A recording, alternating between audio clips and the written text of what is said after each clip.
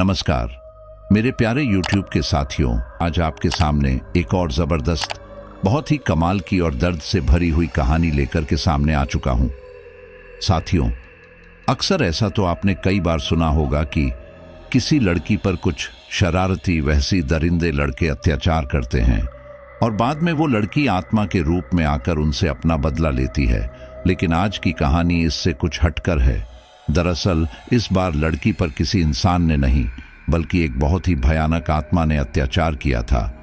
उस भयानक आत्मा से दुखी होकर वो लड़की आत्महत्या कर लेती है और वो भी एक आत्मा में तब्दील हो जाती है। लेकिन वो उतनी ताकतवर नहीं होती है कि उस भयानक आत्मा से बदला ले सके और तब जाकर वो इंसानों से अपने पर हुए अत्याचार का बदला लेने के लिए मदद मांगती हैं। तो चलिए जानते हैं आज की स्टोरी में कि किस प्रकार से इंसान उस लड़की की आत्मा की मदद करते हैं ताकि वो उस शरारती और दुष्ट आत्मा से अपने साथ हुए अत्याचार का बदला ले सके। कहानी बड़ी ही कमाल की रहने वाली है, तो मैं आपसे कहूंगा कि एक ऐसी जगह पर जाकर बैठ जाओ जहां पर आप बार बार डिस्टर्ब ना हो, जिससे एक कहानी का फ्लो खराब नहीं होगा। और जो भी लोग पहली बार स्टोरी सुनने के लिए इस चैनल पर आए हैं, उनका मैं दिल की गहराई से अभिनंदन करता हूं और उम्मीद करता हूं कि वो स्टोरी को आखिर तक सुनेंगे और चैनल को सब्सक्राइब करके इस रिश्ते को दिल से मजबूत करना चाहेंगे। और हाँ, जितने भी लोग स्टोरी सुन रहे हैं वो अपने बारे में थोड़ा बहुत परिचय कमेंट बॉक्स में जरूर दें। कहानी हॉस्टल में पढ़ने वाली एक लड़की की है जिसका नाम है मधु। ये घटना आज से करीब 15-20 साल पहले घटित हुई थी और मेरे साथ ये कहानी शेयर की थी शहर में काम करने वाले एक मजदूर ने। मजदूर शहर में एक ठेकेदार के वहां पर काम करता था और ठेकेदार ने उस लड़की यानी मधु की आत्मा को अपना बदला पूरा करने में मदद की थी। तो चलिए अब कहानी को शुरू करते हैं और ये कहानी आप मेरे ही पर्सपेक्टिव से सुनने वाले हैं। विश्वविद्यालय में क्लास की लड़कियां आज कुछ ज्यादा ही रूखा व्यवहार और नाराजगी व्यक्त कर रही थीं। सभी लड़कों में चर्चा चल रही थी कि आज क्या हुआ, क्या बात है, कहीं हंसी मजाक कुछ अधिक तो नहीं हो गया।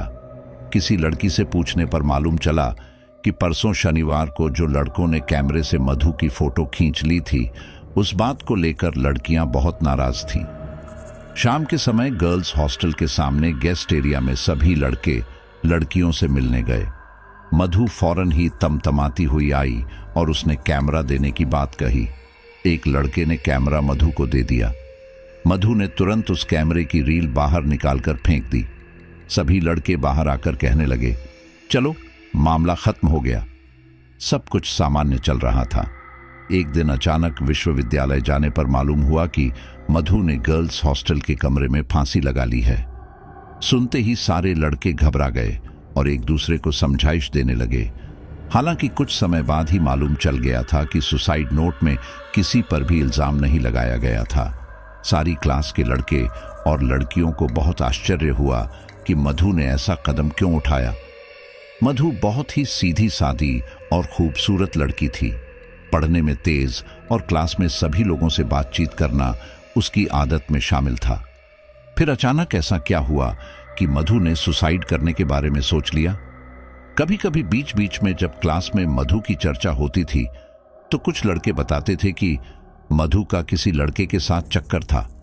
कुछ कहते थे कि पुलिस का कहना है कि मधु को जबरदस्ती फांसी पर लटकाकर मारा गया है, उसका मर्डर किया गया है। लेकिन अधिकांश लड़के इन बातों से सहमति नहीं रखते थे। ऐसे ही पूरी साल बीत गई। परीक्षा होने के बाद रिजल्ट आ गए और सारे लड़के लड़कियां पास होकर आगे की क्लास में पहुंच गए। कुछ दिनों के बाद मालूम चला कि जिस कमरे में मधु रहती थी उसी कमरे में किसी एक और लड़की का मर्डर हो गया है। विश्वविद्यालय में और कई प्रकार की कहानियां जोड़ी जाने लगी थी कि गर्ल्स कॉलेज के उस कमरे में कोई आत्मा रहती है जो सभी लड़कियों का मर्डर कर रही है। कोई कहता था कि गर्ल्स हॉस्टल का कोई चौकीदार है जो उन सभी लड़कियों को मार रहा था। गर्ल्स हॉस्टल के बहुत पुराने एक बूढ़े चौकीदार से मालूम हुआ कि बरसों पहले जब गर्ल्स हॉस्टल बनकर तैयार हुआ था तब इसी कमरे के पास यहां काम करने वाली एक बाई का भी मर्डर हुआ था। खैर, अभी तो हॉस्टल का कमरा सील हो गया था। उस कमरे के पीछे की तरफ हॉस्टल के वॉशरूम और टॉयलेट बने हुए थे। रात में लड़कियां अकेले टॉयलेट जाने पर डरती थीं। 2-4 लड़कियां इकट्ठी होकर जाती थीं। कमरे के सामने थोड़ी दूरी पर खुली हुई जगह पर एक बहुत पुराना इमली का पेड़ भी लगा हुआ था। हॉस्टल में एक दिन रात को एक लड़की इमली के पेड़ से थोड़ा दूर से गुजरती है और अचानक चीखती हुई दौड़कर दूसरी लड़कियों के पास आती है और वो बताती है कि उसे ऐसा लगा जैसे कोई इमली के पेड़ पर से कूदा हो। हॉस्टल के आसपास कई बार एक बहुत बड़ा काला सांप भी देखा गया था। लगभग रात के 12 बजे का टाइम था। हॉस्टल के बाहर चौकीदार कुर्सी पर बैठ नींद में ऊँघ रहा था। अचानक चौकीदार के कंधे पर एक हाथ आता है। चौकीदार, चौकीदार। चौकीदार चौंक कर पीछे देखता है तो हॉस्टल की वार्डन थी। उसने कहा, जी जी मैडम जी। हॉस्टल की वार्डन ने कहा, तुम सोते रहते हो? हराम की तनख्वाह लेते हो क्या? चौकीदार ने कहा, सॉरी मैडम, झपकी लग गई थी, पर मैं अपनी नौकरी ईमानदारी से निभाता हूं। मैडम जी, वार्डन मैडम बोली, आजकल तुम कुछ ज्यादा ही जबान चलाने लगे हो। तुम्हें नौकरी करना है कि नहीं? ये कहकर वार्डन मैडम चली जाती है। रात के लगभग 3 बजे थे। चौकीदार का डंडा, जिस पर आगे की तरफ एक लोहे का पाइप लगा हुआ था, कुर्सी पर से सरक कर नीचे गिर जाता है। वहीं एक काला सांप अंधेरे में चौकीदार के पैरों के पास से सरसरा कर निकलता है। तभी रात के सन्नाटे में तेज हवा की सीटीदार आवाज आने लगती है। हॉस्टल के सामने वाला इमली का पेड़ जोर से हवा में हिलता है। पेड़ से कुछ इमलियां और टहनियां टूटकर गिरती है। कुत्ते भौंकने लगते हैं। चौकीदार की नींद खुलती है। वो यहां वहां देखकर अपना डंडा उठाकर पास में रख लेता है। तभी उसे जमीन पर डली हुई इमली की टहनी का छोटा सा साया अचानक से बहुत बड़ा होते हुए दिखाई देता है। चौकीदार बुरी तरह से घबरा जाता है। वो इमली की टहनी इतनी बड़ी हो जाती है कि जो चौकीदार उसके सामने बोना दिखने लगता है और अचानक वो टहनी उसके सर पर आकर गिर जाती है। चौकीदार वहीं पर बेहोश हो जाता है। सुबह जब हॉस्टल की गर्ल्स उठकर देखती है तो चौकीदार कुर्सी पर मरा हुआ मिलता है। उसकी गर्दन एक तरफ घूमी हुई थी। पुलिस आती है और पूछताछ करती है। चौकीदार की लाश को पोस्टमार्टम के लिए भेज दिया जाता है। हॉस्टल में पूरी तरह डर का माहौल हो जाता है। इतने मर्डर होने के बाद हॉस्टल को कुछ दिन के लिए बंद कर दिया जाता है। पुलिस को एक भी मर्डर का कोई सुराग नहीं मिलता। कई ओझा और तांत्रिक भी बुलाए जाते हैं। ओझा और तांत्रिक गर्ल्स हॉस्टल में एक रात धुनी जमाते हैं। इमली के पेड़ के पास एक कुत्ता भी बांधते हैं। अपने चारों तरफ एक दायरा बनाते हैं। आगे की तरफ एक कुंड में आग जलाकर रखते हैं और उस दायरे के अंदर बैठकर कुछ क्रियाएं करते हैं। कुछ समय के बाद अचानक इमली का पेड़ जोर जोर से हिलता है। टॉयलेट, वॉशरूम से तरह तरह की आवाजें और चीखें आना चालू हो जाती हैं। उधर वो कुत्ता भी जोर जोर से भौंकने और रोने लगता है और अचानक ही खून से लथपथ मरा हुआ कुत्ता तांत्रिक और ओझा के सामने आकर गिरता है। कुछ देर के बाद बहुत जोर जोर से हंसने की आवाज आने लगती है। हॉस्टल की लाइट बंद हो जाती है। चारों तरफ अंधेरा छा जाता है और अचानक अग्निकुंड की आग की रोशनी में एक बहुत बड़े बड़े बालों वाला, खून से सने दांतों वाला बहुत बड़ा भयानक चेहरा नजर आता है। ओझा और तांत्रिक के बदन में डर की सिरहन दौड़ जाती है। दोनों हड़बड़ाकर मंत्र पढ़ते हुए, दौड़ते दाड़ते हुए हॉस्टल के गेट से बाहर निकल आते हैं और अगले दिन वार्डन मैडम और हॉस्टल मैनेजमेंट के कुछ सदस्यों को बताते हैं कि हॉस्टल में कोई छोटी मोटी आत्मा का वास नहीं है, बल्कि एक भयानक खब्बीस का वास है और वो उसी वर्षों पुराने इमली के पेड़ पर रहता है। वार्डन मैडम ने तांत्रिक से कहा, उस खब्बीस को अपने वश में करके उसे इस हॉस्टल से हमेशा हमेशा के लिए दूर कर दो। ओझा बोला, मैडम, यह हम लोगों के बस का काम नहीं है। वार्डन मैडम बोली, फिर इस काम को कौन कर सकेगा? ओझा ने कहा, मैडम, उस खब्बीस से लड़कर उसे हॉस्टल से दूर करने के लिए बाबा फक्कड़नाथ को बुलाना पड़ेगा। वही इस आफत को दूर कर सकते हैं। वार्डन मैडम ने कहा, तुम इस आफत को हॉस्टल से दूर करवाओ, चाहे इसके लिए कितना भी खर्च क्यों ना करना पड़े। 3-4 दिन के बाद बाबा फक्कड़नाथ गर्ल्स हॉस्टल में आते हैं और दिन में पूरे हॉस्टल का मुआयना करते हैं और कहते हैं, कल रात कुछ तांत्रिक क्रियाएं करके देखता हूं। बाबा फक्कड़नाथ एक बहुत पुराने और भूत विद्या में माहिर बाबा थे। उनकी ख्याति चारों ओर थी। उन्होंने कई प्रकार की आत्माएं, भूत पिशाच और खब्बीस अपने वश में कर लोगों को उनसे छुटकारा दिलाया था। बाबा फक्कड़नाथ रात में नींबू और चाकू लेकर कुछ मंत्र पढ़ते हुए उसी इमली के पेड़ के पास जाते हैं और उस खब्बीस के बारे में अपनी विद्या के द्वारा कुछ जानकारियां प्राप्त करते हैं और सुबह हॉस्टल के सदस्यों को बताते हैं कि यह इमली का पेड़ बहुत पुराना है और इसी पर उस खब्बीस का वास है। खब्बीस हॉस्टल बनने के पहले से ही इस पेड़ पर रहता था। हालांकि पहले वो किसी को परेशान नहीं करता था, किंतु किसी लड़की के ऊपर इसका मन आ गया था और उस लड़की के ऊपर इस खब्बीस का साया था। उस लड़की का खून पीकर मारकर उसे अपने साथ शामिल करना चाहता था, किंतु वो ऐसा नहीं कर पाया। उस लड़की ने पहले ही अपने आप को फांसी पर लटकाकर मार लिया था और उसके घर वालों ने उसकी आत्मा का शांति पाठ करा दिया था। यह लड़की और कोई नहीं, मधु थी। मधु पर खब्बीस का साया था। अगर कैमरे से ली हुई फोटो रील डेवलप हो जाती तो उस खब्बीस का राज खुल सकता था। वार्डन मैडम ने कहा, तो क्या उस खब्बीस को खत्म नहीं किया जा सकता? बाबा फक्कड़नाथ बोले, उसका अंत करना आसान नहीं है, परंतु उसे अपने वश में कर हॉस्टल को उसके प्रभाव से मुक्त किया जा सकता है और इसके लिए आने वाली काली अमावस्या की रात को जाकर कुछ क्रियाएं करके उसे कैद करना पड़ेगा। अमावस्या की काली रात को बाबा हॉस्टल के अंदर जाते हैं, लेकिन सुबह ये देखकर सभी हैरान रह जाते हैं कि टॉयलेट में बाबा फक्कड़नाथ की लाश पड़ी हुई थी। इसके बाद गर्ल्स हॉस्टल को हमेशा के लिए बंद कर दिया जाता है। 15-20 सालों बाद हॉस्टल खंडहर और वीरान हो जाता है और एक बिल्डर वहां पर कुछ और बनाने के लिए उस जगह को चुनता है। कुछ लोग बहुत बड़ी आरा मशीन और जेसीबी लेकर उस इमली के पेड़ को काटने हॉस्टल में जाते हैं, लेकिन आरा मशीन और जेसीबी काम करना बंद कर देती है। मशीनों को सुधरवाने के लिए मैकेनिक्स बुलाए जाते हैं। मैकेनिक्स अगले दिन आने की बोलते हैं। तब तक बिल्डर के सभी आदमी उस रात को उसी हॉस्टल में रुक जाते हैं। वे लोग इमली के पेड़ के पास दाल बाटी बनाने के लिए अलाव जला लेते हैं। अलाव जलाते साथ ही पेड़ पर लटकी हुई चमगादड़ें इधर उधर उड़ने लगती है। कुछ अधिक अंधेरा होने पर इमरजेंसी लाइट चालू कर ली जाती है। दाल बाटी खाने के बाद सभी लोग हॉस्टल के बरामदे में आराम करने के लिए लेट जाते हैं। उनमें से 2 आदमी पेशाब के लिए हॉस्टल के टॉयलेट में टॉर्च लेकर जाते हैं। टॉयलेट के अंदर उन्हें अचानक से किसी लड़की के चीखने की आवाज सुनाई देती है।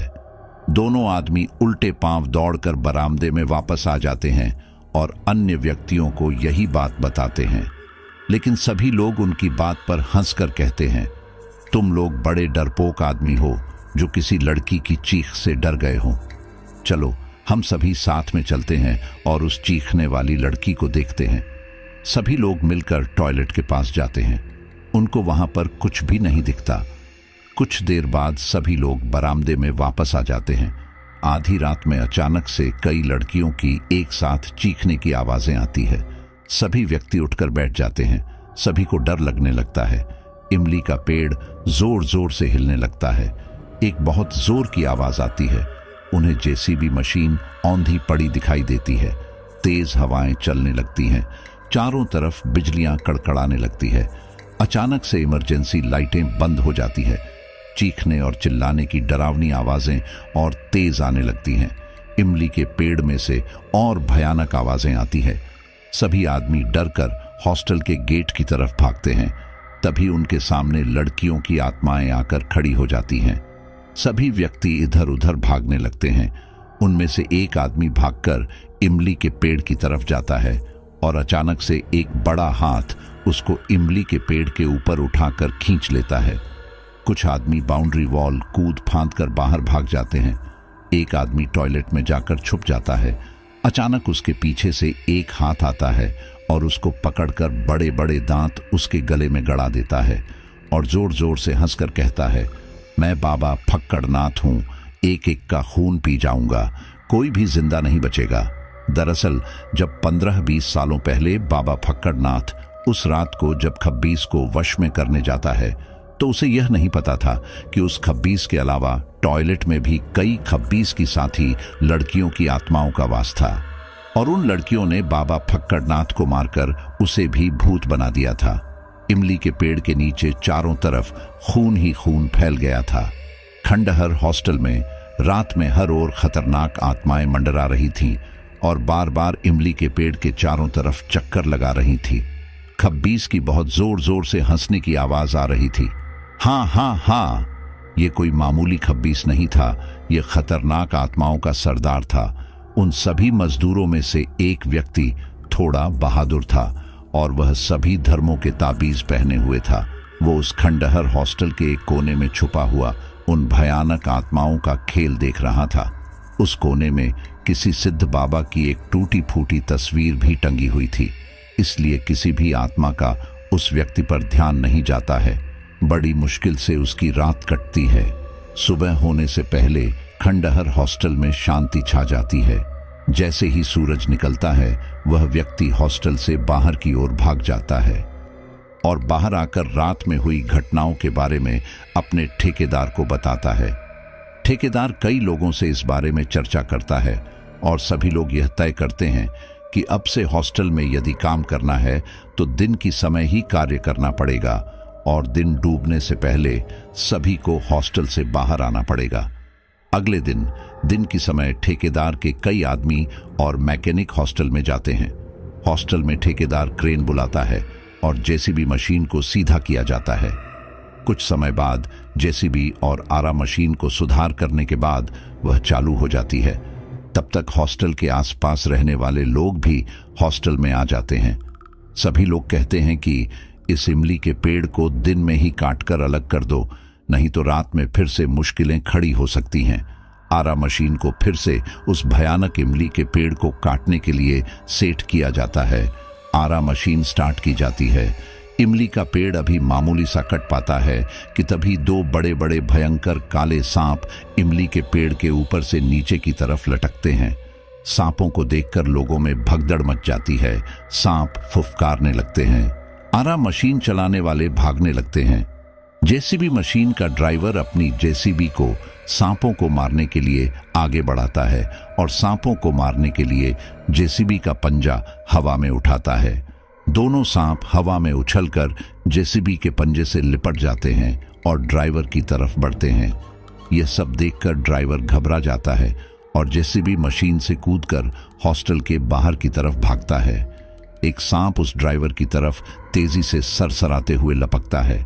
भागते हुए ड्राइवर नीचे गिर जाता है और जैसे ही सांप उसको काटने लगता है तभी ठेकेदार आ जाता है और उस पर एक डंडे से वार करता है। सांप तिलमिला जाता है। तब तक और भी लोग डंडे हांकी लेकर आ जाते हैं और सभी मिलकर उन दोनों सांपों का काम तमाम कर देते हैं। सांपों को मारने के बाद उन दोनों सांपों को जला दिया जाता है। चारों तरफ वातावरण में सांपों के जलने की बहुत ही गंदी बदबू फैलने लगती है।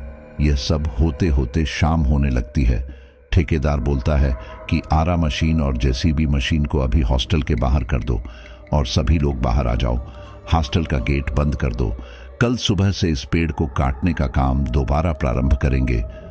आधी रात के समय हॉस्टल के सबसे पास जो मकान बना था उस मकान का कोई दरवाजा खटखटाता है।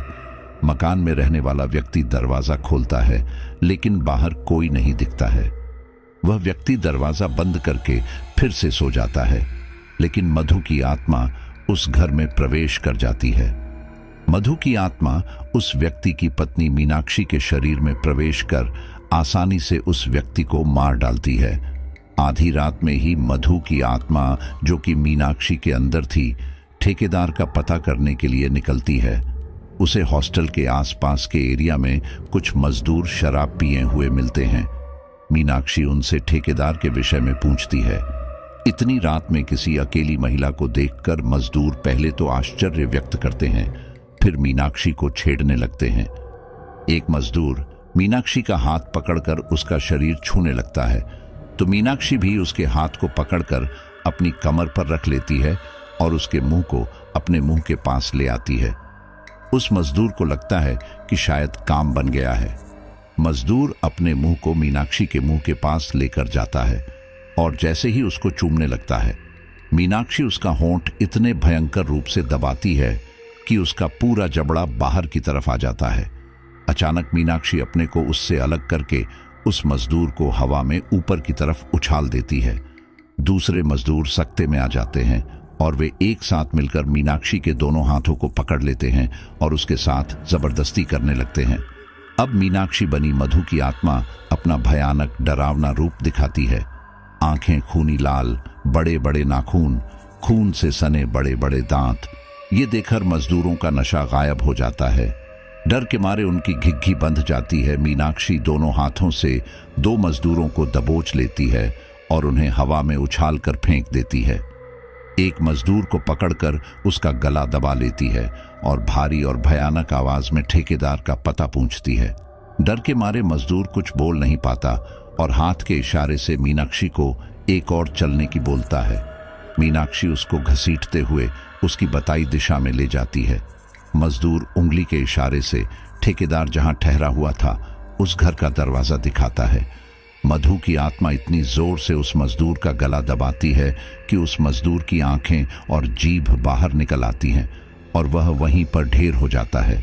मीनाक्षी दरवाजा खटखटाती है। बहुत देर के बाद ठेकेदार थोड़ा सा दरवाजा खोलता है।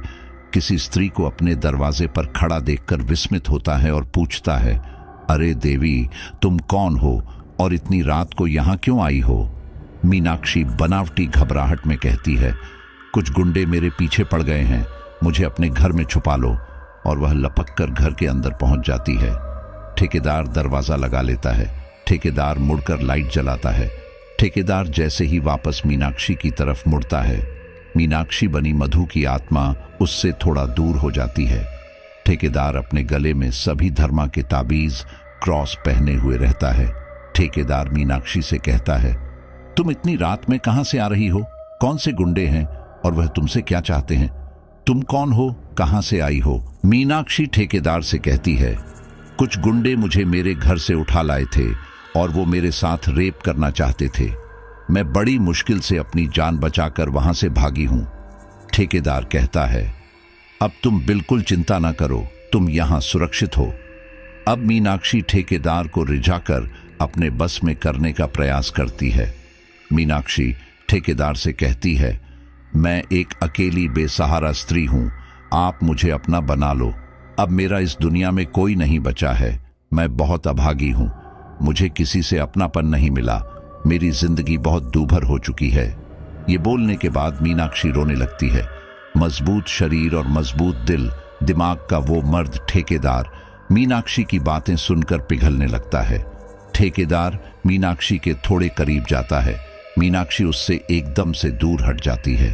ठेकेदार कहता है, क्या हुआ?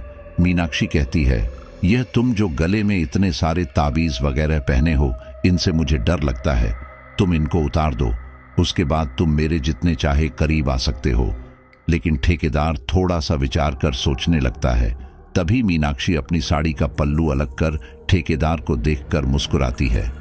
अब ठेकेदार धीरे धीरे उसकी आंखों में देखकर मदहोश होने लगता है। ठेकेदार जैसे ही ताबीज वगैरह उतारने लगता है, तभी बाहर से कोई दरवाजा खटखटाता है। ठेकेदार दरवाजा खोलकर बाहर निकलता है। बाहर उसके कुछ साथ में काम करने वाले आदमी खड़े मिलते हैं और वो बताते हैं कि इस एरिया में एक भयानक चुड़ैल घूम रही है और उसने कई मजदूरों को मार डाला है। ठेकेदार तुरंत कमरे से बाहर निकलता है और बाहर से दरवाजा लगा देता है और अपने आदमियों से कहता है, मुझे लगता है चुड़ैल अंदर ही है। उसके सभी आदमियों में डर की सिरहन दौड़ जाती है। रात का आखिरी वक्त था, सुबह होने में ज्यादा देर नहीं बची थी। अंदर से मीनाक्षी दरवाजा पीटती है। ठेकेदार साहब, दरवाजा खोलो, मुझे जाना है। बाहर खड़े सभी आदमी ठेकेदार से कहते हैं, दरवाजा बिल्कुल मत खोलना। अगर यह चुड़ैल यहां से हॉस्टल वापस चली जाएगी तो फिर से अपना तांडव मचाने लगेगी, और अगर यह इसी घर में कैद रहेगी तो दिन के समय इसको खत्म किया जा सकता है, या किसी तांत्रिक ओझा या बाबा को बुलाकर इसे वश में करके इससे छुटकारा पाया जा सकता है। मधु की आत्मा, जो कि मीनाक्षी के शरीर को धारण किए थी, अंदर से चिल्लाकर भयानक आवाज में कहती है, मैं मधु की आत्मा बोल रही हूं। ठेकेदार साहब, मुझे आपको कुछ बताना है। मेरी आपसे विनती है कि मुझे खत्म मत करो।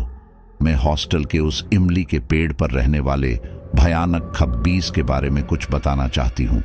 अगर मैं यहीं खत्म हो गई तो तुम लोग कभी भी उस खब्बीस को खत्म नहीं कर सकोगे। अगर तुम लोगों ने किसी भी तरह से उस इमली के पेड़ को काट भी दिया तो भी उस खब्बीस को कभी भी नहीं मार सकोगे। इमली का पेड़ कटने के बाद उस खब्बीस की दहशत हॉस्टल के बाहर सारे इलाके में छा जाएगी और इस इलाके में रहने वाले सभी लोग मारे जाएंगे या भाग जाएंगे। मधु अपनी कहानी बताने लगती है। मैं बहुत बरसों से किसी ताकतवर और बहादुर आदमी के शरीर को ढूंढ रही थी, जिसका शरीर धारण करके मैं हॉस्टल के इमली के पेड़ पर रहने वाले उस भयानक खब्बीस से अपना बदला ले सकूं। उस खब्बीस का दिल मेरे ऊपर आ गया था। उसने मेरा जीना मुहाल कर रखा था। उसी वजह से मैंने अपने आप को फांसी लगाकर खत्म किया था। वह अपने तरीके से मुझे मारकर अपने वश में करना चाहता था। हालांकि मेरे घर वालों ने मेरा विधि विधान से अंतिम संस्कार कर दिया था, लेकिन मेरे मन में उस खब्बीस के प्रति बदले की भावना थी और मैंने आत्महत्या कर ली थी, तो मेरी आत्मा भी उसी हॉस्टल में भटकती रहती थी। मेरे मन में बदले की भावना थी, इसीलिए मेरी आत्मा को पूर्ण मुक्ति नहीं मिली है। चूंकि खब्बीस मेरी आत्मा का कुछ नहीं बिगाड़ सकता और ना ही मैं उसका कुछ बिगाड़ सकती हूँ, इसीलिए मुझे एक बहादुर जवान दिलेर मर्द के शरीर की आवश्यकता है। ठेकेदार साहब, आपने यह सभी खूबियां मौजूद हैं। मैं आपके शरीर को धारण करके उस खब्बीस को खत्म कर सकती हूँ। बरसों पहले बाबा फक्कड़नाथ हॉस्टल में उस खब्बीस को अपने वश में करने आया था। मुझे मालूम था कि बाबा फक्कड़नाथ अकेले उस खब्बीस को अपने वश में नहीं कर सकता था, इसीलिए मैंने उसके शरीर को धारण करना चाहा। लेकिन खब्बीस ने उस बाबा फक्कड़नाथ को भी खत्म करके अपने में मिला लिया था और मेरी इच्छा अधूरी रह गई थी। अब मैं चाहती हूं कि ठेकेदार साहब आपके शरीर में प्रवेश करूं, तभी उस खब्बीस से अपना बदला ले सकती हूं और हॉस्टल को उस खब्बीस से और उसकी साथी आत्माओं से मुक्त करा सकती हूं। उस खब्बीस के खत्म होते ही सभी आत्माओं को मुक्ति मिल जाएगी। उस खब्बीस से वो हॉस्टल मुक्त हो जाएगा। कृपया मेरी बात का यकीन मानो। ये सब उस मीनाक्षी के मुंह से सुनकर ठेकेदार के आदमी ठेकेदार से कहते हैं, यह चुड़ैल अपने आप को बचाने के लिए झूठ मूठ की कहानी गढ़ रही है। इसकी बातों का विश्वास मत करना, यह तो अब यहीं खत्म होकर रहेगी। अंदर से मधु की आत्मा फिर से चीखती है, तुम लोग भले ही मुझे यहां खत्म कर दोगे, लेकिन उस हॉस्टल को उस खब्बीस से कभी भी मुक्त नहीं कर पाओगे। मेरी बात मानो और मुझे ठेकेदार साहब का शरीर धारण कर लेने दो। मधु ठेकेदार से कहती है, ठेकेदार साहब मेरी बात का यकीन करो। आज रात को तुम अपने गले में पड़े ताबीज गंडों को अलग करो और यह दरवाजा खोलो। मैं तुरंत ही आपके शरीर में प्रवेश कर जाऊंगी। मैं आपको यकीन दिलाती हूं कि आपको कुछ नहीं होगा। जब तक आप अपने सभी आदमियों और मशीनों को हॉस्टल में भेजो और उस इमली के पेड़ को कटवाओ, तब तक रात हो जाएगी। सभी साथ में मिलकर उस खब्बीस से मुकाबला करेंगे। ठेकेदार कहता है, लेकिन तुम्हारी बातों का विश्वास कैसे करें? तुम भी एक भयानक आत्मा हो और लोगों को मार रही हो, तो ऐसे में तुम पर यकीन नहीं किया जा सकता है। मधु कहती है, मुझ पर यकीन करने के लिए तुम्हें किसी बुजुर्ग बाबा को बुलाना पड़ेगा। मैंने सिर्फ उन्हीं लोगों को मारा है जो कि मुझे परेशान कर रहे थे, लेकिन मेरा आग्रह है कि अब सुबह होने वाली है। दरवाजा मत खोलना, वरना मैं दिन की रोशनी में जलकर मर जाऊंगी। बाकी तुम किसी बुजुर्ग बाबा को बुलाना, वह तुम्हें यकीन दिला देंगे कि मैं सही कह रही हूं या झूठ। ठेकेदार कहता है, तुमसे निपटने के लिए तांत्रिक, ओझा या बुजुर्ग बाबा को तो मैं वैसे भी बुलाता। चलो देख लेते हैं तुम्हारी बात में कितना दम है। सुबह होने के बाद एक बुजुर्ग बाबा को बुलाया जाता है। उस इलाके में रहने वाले बहुत सारे लोग भी वहां पर इकट्ठे हो जाते हैं। ठेकेदार बुजुर्ग बाबा को अंदर बंद मधु की आत्मा के बारे में और हॉस्टल में इमली के पेड़ पर रहने वाले भयानक खब्बीस के बारे में बताता है। बुजुर्ग बाबा कहते हैं, भटकती हुई आत्माओं में भी कई प्रकार होते हैं। कुछ आत्माएं लोगों को परेशान करती हैं या उनको मारकर अपने वश में कर लेती हैं। कुछ आत्माएं जो किसी ख्वाहिश के चलते भटकती रहती है, जब तक कि उनकी ख्वाहिश पूरी नहीं हो पाती वह मुक्त नहीं हो पाती। यह आत्माएं मुक्त होने के लिए और अपना लक्ष्य पाने के लिए बरसों भटकती रहती है। यह किसी का भी शरीर धारण करके अपने लक्ष्य की पूर्ति कर सकती हैं। और खब्बीस बहुत ही खतरनाक भयानक आत्माओं का सरदार होता है, जिससे मुकाबला करना आसान नहीं होता है। वह कभी भी मुक्त होना नहीं चाहता। अंदर बंद आत्मा किस प्रकार की है, इसका पता लगाना कोई मुश्किल काम नहीं है। बुजुर्ग बाबा अपने थैले से एक बड़ा सा नींबू निकालकर उसे काट लेते हैं और दरवाजे के बाहर एक घेरा बनाकर उस घेरे में कटा हुआ नींबू रख देते हैं। अचानक से नींबू के कटे हुए भाग में से खून बहने लगता है। खून बहता हुआ जमीन पर इकट्ठा हो जाता है। उस खून के ऊपर बुजुर्ग बाबा कुछ भस्म डालते हैं। खून में से धुआं निकलने लगता है और वातावरण में हल्की सी महक आने लगती है। फिर बुजुर्ग बाबा कहते हैं, अंदर बंद यह आत्मा बिल्कुल सच कह रही है और यह किसी भयानक आत्मा से अपना बदला लेना चाहती है। बाबा ठेकेदार से कहते हैं, इसे आप में बहादुर इंसान नजर आया है, इसलिए आत्मा आपके शरीर को धारण करके हॉस्टल के उस भयानक खब्बीस से किसी बात का बदला लेना चाहती है। आत्माएं तो आपस में एक दूसरे का कुछ नहीं बिगाड़ सकती, लेकिन यदि कोई आत्मा किसी का शरीर धारण कर ले तो वह किसी भयानक आत्मा या खब्बीस से मुकाबला कर सकती है। तुम्हें भी खतरा हो सकता है, लेकिन मैं तुम्हें एक पाक धागा दूंगा जिसे तुम अपनी बांह पर बांध लेना। इससे अंदर बंद आत्मा को तो कुछ नहीं होगा, लेकिन वह खतरनाक खब्बीस जिससे यह आत्मा बदला लेना चाहती है तुम्हारा कुछ नहीं बिगाड़ पाएगा। ठेकेदार के आदमी और उस इलाके के कई लोग आश्चर्य व्यक्त करते हैं। ठेकेदार बहुत बहादुर आदमी था। वह कहता है, ठीक है, लगता है मेरे ही हाथों से उस हॉस्टल से खब्बीस का साया दूर हो सकता है और इसके लिए मैं तैयार हूं। आगे बुजुर्ग बाबा ठेकेदार से कहते हैं, शाम के वक्त तक तुम अपने आदमियों से पेड़ को पूरा मत कटवाना। यदि तुम्हारे पहुंचने से पहले वह पेड़ जमीन पर धराशायी हो जाएगा तो इस इलाके में आफत आ सकती है। फिर तुम रात के वक्त पहुंचकर उस पेड़ को अपने ही हाथों से पूरा काटकर धराशायी कर देना। फिर जैसे ही उस खब्बीस का भयानक आतंक चालू होगा तो तुम और मधु की आत्मा मिलकर उस खब्बीस से मुकाबला करना। आज चांद का प्रकाश भी चारों ओर रहेगा, जिससे खब्बीस की कुछ ताकत कम हो जाएगी।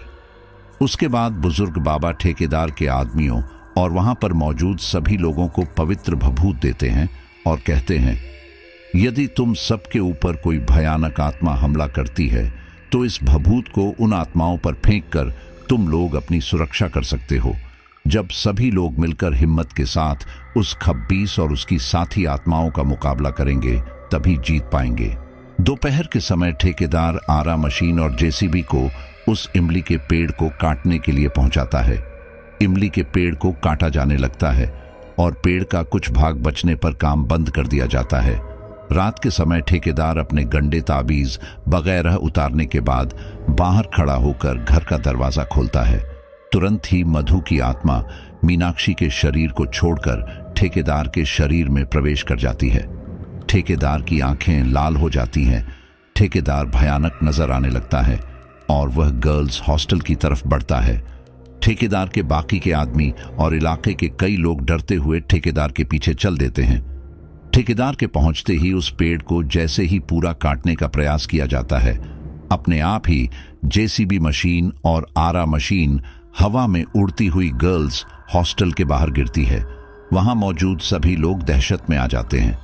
मधु की आत्मा धारण किए हुए ठेकेदार एक दूसरी जेसीबी चलाकर आगे बढ़ता है और इमली के बचे हुए पेड़ को उखाड़ने लगता है।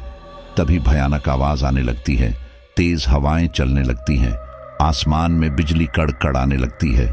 ठेकेदार की जेसीबी मशीन पीछे की ओर खिसकने लगती है। ठेकेदार उसे आगे करने का प्रयास करता है, लेकिन जेसीबी आगे नहीं बढ़ पाती है। ठेकेदार उतरकर एक बड़ा सा कुल्हाड़ा हाथ में लेकर आगे बढ़ता है और बाकी बचे हुए इमली के पेड़ पर वार करने लगता है। ठेकेदार हवा में उछलकर एक ओर गिरता है। ठेकेदार उठकर फिर से आगे बढ़ता है और इमली के पेड़ पर वार करने लगता है। तब तक ठेकेदार के आदमी और बाहर मौजूद बहुत सारे लोग हिम्मत करके बाहर पड़ी हुई जेसीबी मशीन को किसी भी तरह से सीधा कर हॉस्टल के अंदर कर देते हैं। ठेकेदार उस जेसीबी मशीन में बैठता है और पंजे के एक ही वार से इमली के पेड़ को धराशायी कर देता है। इतना बड़ा विशाल पुराना इमली का पेड़ चर्र चराकर नीचे गिरता है। कुछ देर के लिए शांति हो जाती है। थोड़ी ही देर के बाद इमली के पेड़ में से बहुत सारे सांप निकलते हैं और हॉस्टल के बाहर लोगों के हुजूम और ठेकेदार के आदमियों की तरफ बढ़ते हैं। वहां पर मौजूद बुजुर्ग बाबा कहते हैं, इन सभी सांपों के फन कुचल दो। इन सांपों में भी कई खराब आत्माएं हैं। सारी जनता उन सांपों के फनों को कुचलने लगती है और उन सांपों को आग में जलाने लगती है। कुछ देर फिर से शांति छा जाती है। फिर अचानक से इतना विशालकाय इमली का पेड़ हवा में उड़ता हुआ चारों ओर घूमने लगता है। लोगों में दहशत हावी हो जाती है और लोग अपने आप को बचाने भागने लगते हैं। ठेकेदार जैसे तैसे करके अपने आप को उस पेड़ से बचा लेता है। फिर वह पेड़ हॉस्टल की खंडहर बिल्डिंग के ऊपर गिरता है। लोग फिर से हॉस्टल के गेट पर इकट्ठे होने लगते हैं। तभी चारों तरफ बहुत सी आत्माएं घूमने लगती हैं। ठेकेदार हाथ में कुल्हाड़े को चारों ओर घुमाकर आत्माओं पर वार करने लगता है। बाहर खड़े हुए लोग आत्माओं पर बुजुर्ग बाबा की दी हुई भभूत फेंकने लगते हैं। सभी आत्माएं जलकर भस्म हो जाती हैं। उन्हें मुक्ति मिल जाती है। उसके बाद बिजली कड़कने लगती है, तेज हवाएं चलने लगती हैं। फिर बहुत ऊंचा विशालकाय बड़े बड़े बालों वाला, बड़े बड़े दांतों वाला खब्बीस प्रकट होता है और खब्बीस जेसीबी मशीन को खिलौने की तरह उठाकर फेंक देता है। वह हॉस्टल के गेट की तरफ बढ़ता है। वहां मौजूद मजदूरों को पकड़ पकड़ कर खाने लगता है। बुजुर्ग बाबा जोर से चिल्लाकर ठेकेदार से कहते हैं, खब्बीस अपने शारीरिक रूप में आ चुका है। अब इसको मारना कुछ आसान हो जाएगा, लेकिन अगर यह खब्बीस हॉस्टल से बाहर चला जाएगा तो सारे इलाके में तबाही आना निश्चित है। ये इंसानों को खाकर और भी ताकतवर हो जाएगा। फिर इसे काबू करना नामुमकिन हो जाएगा। मधु की आत्मा ठेकेदार के शरीर से बाहर आ जाती है और खब्बीस को पीछे से आवाज लगाती है। खब्बीस तुरंत ही मुड़कर देखता है और जोर जोर से अट्टहास करने लगता है और भयानक खतरनाक आवाज निकालता है। इतने में ही ठेकेदार एक दूसरी जेसीबी लेकर खब्बीस की तरफ बढ़ता है। खब्बीस उस जेसीबी की तरफ अपना हाथ बढ़ाता है। ठेकेदार बहुत स्पीड में जेसीबी को पीछे करता है। खब्बीस अपने हाथों से जेसीबी को उठाता है। ठेकेदार तत्काल जेसीबी से कूदकर दूर हट जाता है। खब्बीस जेसीबी को उठाकर हॉस्टल के बाहर फेंक देता है और ठेकेदार की तरफ बढ़ता है। तुरंत ही मधु की आत्मा पुनः ठेकेदार के शरीर में प्रवेश कर जाती है। ठेकेदार हवा में उड़ता हुआ दूसरी तरफ हट जाता है। खब्बीस मुड़कर फिर से ठेकेदार की तरफ बढ़ता है। ठेकेदार आरा मशीन स्टार्ट करता है। खब्बीस ठेकेदार को कुचलने के लिए अपना एक पैर उठाता है। ठेकेदार आरा मशीन से उसका एक पैर काट देता है। खून के फव्वारे छूट जाते हैं। चारों तरफ खून ही खून फैल जाता है। खब्बीस दर्द से कराह उठता है। वह अपना एक हाथ ठेकेदार की तरफ बढ़ाता है। तभी ठेकेदार आरा मशीन से उसका एक हाथ काट देता है। पुनः खून के फव्वारे चारों ओर उड़ने लगते हैं। खब्बीस ठेकेदार की तरफ बढ़ता है और लड़खड़ाकर जमीन पर गिर जाता है। बुजुर्ग बाबा ठेकेदार से कहते हैं, इसके सीने पर आरा मशीन चलाओ और इसका दिल काट डालो। इस तरह इसका शरीर खत्म हो जाएगा। ठेकेदार आरा मशीन लेकर आगे बढ़ता है। खब्बीस अपना एक हाथ उठाकर ठेकेदार को मारता है। ठेकेदार दूर जाकर गिरता है। ठेकेदार का एक पांव फ्रैक्चर हो जाता है और वह उठ नहीं पाता है। मधु की आत्मा जो कि ठेकेदार के शरीर में थी, वह ठेकेदार को उठाने की बहुत कोशिश करती है, लेकिन ठेकेदार उठ नहीं पाता है। बुजुर्ग बाबा ठेकेदार से कहते हैं, यही अंतिम मौका है। अगर तुम उस खब्बीस का सीना काटकर इसका दिल काट दोगे तो ये हमेशा हमेशा के लिए यह खत्म हो जाएगा। ठेकेदार उठने की बहुत कोशिश करता है, लेकिन वह उठकर खड़ा नहीं हो पाता। तभी खब्बीस एक ही पैर पर खड़ा हो जाता है और वह ठेकेदार की तरफ बढ़ता है। तभी ठेकेदार के साथ काम करने वाले कई आदमी कुदाल और फावड़े लेकर हिम्मत करके खब्बीस के सामने आ जाते हैं। खब्बीस अपने एक ही हाथ से सभी को उठा उठाकर फेंकने लगता है। बुजुर्ग बाबा कहते हैं, अगर दिन निकल आया तो इसका शरीर तो जल जाएगा, लेकिन इसकी आत्मा और भी ताकतवर हो जाएगी, जिसे कभी भी खत्म नहीं किया जा सकेगा। तभी चमत्कार होता है। आसमान से एक रोशनी की किरण आकर ठेकेदार के ऊपर पड़ती है और ठेकेदार उठकर खड़ा हो जाता है। वो फिर से आरा मशीन उठाता है और खब्बीस की तरफ जाता है। खब्बीस ठेकेदार के आदमियों को मारने में व्यस्त था। ठेकेदार आरा मशीन से खब्बीस का दूसरा पैर भी काट देता है। खब्बीस जमीन पर गिर पड़ता है। ठेकेदार आगे बढ़कर उसका बचा हुआ दूसरा हाथ भी काट देता है।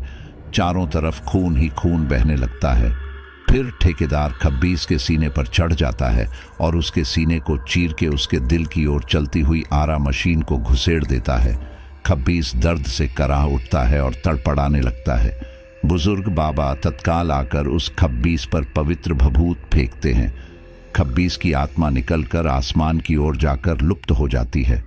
कुछ ही देर में दिन निकल आता है और खब्बीस का शरीर जलने लगता है और शरीर राख हो जाता है।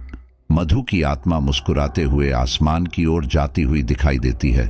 उसकी आत्मा को मुक्ति मिल जाती है। उसी शहर के दूसरे इलाके में एक नन्ही सी लड़की पैदा होती है। घर वाले उसका नाम मधु रखते हैं। ठेकेदार गर्ल्स हॉस्टल की जगह पर एक भव्य इमारत तैयार करवाता है। इमारत के चारों ओर बगीचे तैयार किए जाते हैं। उस बगीचे में तरह तरह के पेड़ पौधे लगाए जाते हैं और उन्हीं पेड़ पौधों के बीच एक नन्हा सा इमली का पौधा उगाता है। तो साथियों, आज की ये स्टोरी यहीं पर कंप्लीट होती है और मुझे पूरा यकीन है कि आप लोगों को यह कहानी काफी पसंद आई होगी। हालांकि काफी कम लोग ऐसे होंगे जो सबसे आखिर तक कहानी को सुन रहे होंगे, और अगर आप उन चुनिंदा लोगों में से हैं जो कहानी को आखिर तक सुन रहे हैं, तो फिर आप मुझे अभी के अभी कमेंट करके बताओ कि आपने इस कहानी को पूरा सुना है, और अपने ओपिनियंस मुझे शेयर करो कि आपको यह कहानी कितनी पसंद आई है।